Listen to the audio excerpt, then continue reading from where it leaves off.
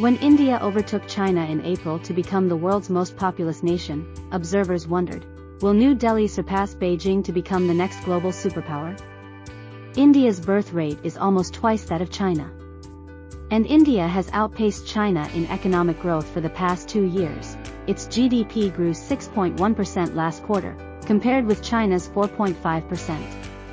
At first glance, the statistics seem promising. This question has only become more relevant as Indian Prime Minister Narendra Modi meets with US President Joe Biden in Washington this week. From a US perspective, if India, the world's largest democracy, really could trump China, that would be something to shout about. India is China's natural adversary. The two countries share more than 2,000 miles of disputed, undemarcated border, where conflict breaks out sporadically. The bigger and stronger China's competitors in Asia, the greater the prospects for a balance of power favorable to the United States. Yet before inhaling the narrative of a rapidly rising India too deeply, we should pause to reflect on 4 inconvenient truths. First, analysts have been wrong about India's rise in the past. In the 1990s, analysts trumpeted a growing, youthful Indian population that would drive economic liberalization to create an economic miracle. One of the United States' most thoughtful India analysts, journalist Fareed Zakaria, noted in a recent column in the Washington Post that he found himself caught up in the second wave of this euphoria in 2006, when the World Economic Forum in Davos heralded India as the world's fastest growing free market democracy, and the then Indian Trade Minister said that India's economy would shortly surpass China's. Although India's economy did grow, Zakaria points out that these predictions didn't come true. Second, despite India's extraordinary growth over the past 2 years, when India joined the club of the world's 5 largest economies, India's economy has remained much smaller than China's. In the early 2000s, China's manufacturing, exports, and GDP were about 2 to 3 times larger than India's. Now, China's economy is about 5 times larger, with a GDP of $17.7 trillion versus India's GDP of $3.2 trillion. Third, India has been falling behind in the race to develop science and technology to power economic growth. China graduates nearly twice as many STEM students as India. China spends 2% of its GDP on research and development, while India spends 0.7%.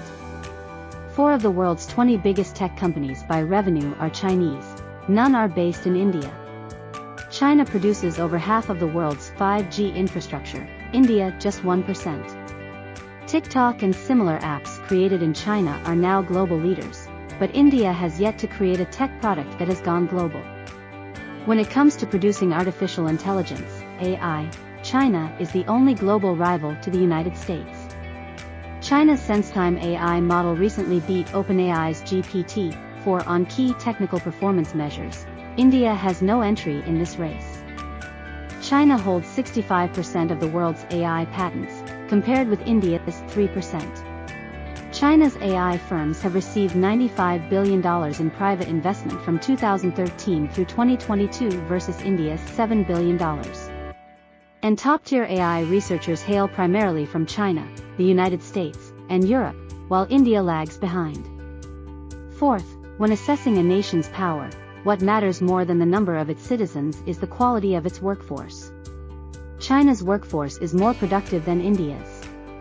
The international community has rightly celebrated China's anti-poverty miracle that has essentially eliminated abject poverty. In contrast, India continues to have high levels of poverty and malnutrition. In 1980, 90% of China's 1 billion citizens had incomes below the World Bank's threshold for abject poverty. Today, that number is approximately 0. Yet more than 10% of India's population of 1.4 billion continue to live below the World Bank extreme poverty line of $2.15 per day. Meanwhile, 16.3% of India's population was undernourished in 2019-21, compared with less than 2.5% of China's population, according to the most recent United Nations State of Food Security and Nutrition in the World report. India also has one of the worst rates of child malnutrition in the world. Fortunately, the future does not always resemble the past. But as a sign in the Pentagon warns, hope is not a plan. While doing whatever it can to help Modi's India realize a better future, Washington should also reflect on the assessment of Asia's most insightful strategist. The founding father and longtime leader of Singapore, Lee Kuan Yew, had great respect for Indians. Lee worked with successive Indian prime ministers, including Jawaharlal Nehru and Indira Gandhi, hoping to help them make India strong enough to be a serious check on China, and thus provide the space required for his small city-state to survive and thrive. But as Lee explained in a series of interviews published in 2014, the year before his death, he reluctantly concluded that this was not likely to happen.